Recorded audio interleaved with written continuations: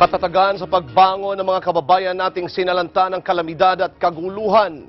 Itong isa sa mga panalangin ni Pangulong Aquino sa One Nation in Prayer na isinagawa sa Malacanang. Sumama rin sa National Day of Prayer ang mga kinatawan ng iba't ibang relihiyon. Kabilang dito si kapatid na Isaiah Samson Jr., ministro ng Iglesia ni Cristo. Naritong report ni Weng de la Fuente. Pinangunahan ni Pangulong Aquino ang National Day of Prayer sa harap ng mga trahedyang kinaharap ng bansa sa taong 2013. Sunod-sunod na kalamidad ang dumating sa bansa mula sa Zamboanga Siege, lindol sa Bohol at pananalasa ng Super Typhoon Yolanda na kumitil sa buhay ng libo-libong kababayan. Sa kanyang panalangin humingi ng katatagan si Pangulong Aquino para sa pagbangon ng mga kababayang sinalanta. Ipinagpasalamat din nito ang lahat ng tulong na ipinagkaloob sa bansa para ibangon ang mga sinalanta. Nagpasalamat din ang Pangulo sa di matatawarang katatagan ng mga Filipino sa pagbaka ng mga pagsubok. Pero mapaluhod man ng trahedya, hindi natitinag ang Pilipino. Hinangaan ng buong mundo ang pambihirang tatag ng loob, tibay ng pagkakaisa at lalim ng aming pananampalataya. Humugot kami ng lakas sa pananalig sa iyong pag-ibig at kalooban. Panatag naming hinaharap ang anumang pagsubok.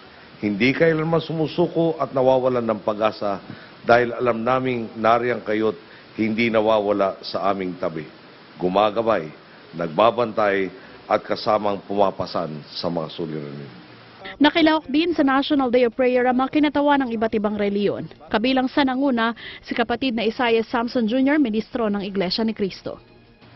Ama, ang amin lang pong pakiusap sa iyo, basbasan mo ang aming bansa.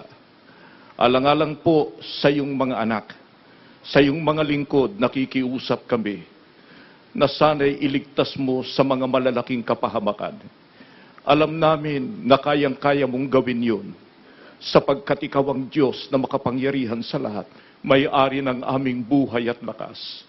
Basbasan mo kaming lahat, magmula sa mga namiminuno sa aming bansa. Dagdagan mo sila ng karunungan, upang matutuhan kung papaanong lulutasin ang iba't ibang mabibigat na suliranin ng aming bansa. Subalit higit sa lahat, pagkalooban mo sila ng pusong mapagmahal, pusong mababa sa iyong paningin, nangahawak po sa iyong kapangyarihan. Sinabi ni Presidential Spokesman Edwin Lacerda na hangad ng isang bansa, isang panalangin na gunitain ang mga kababayang nasawi dahil sa sunod-sunod na kalamidad.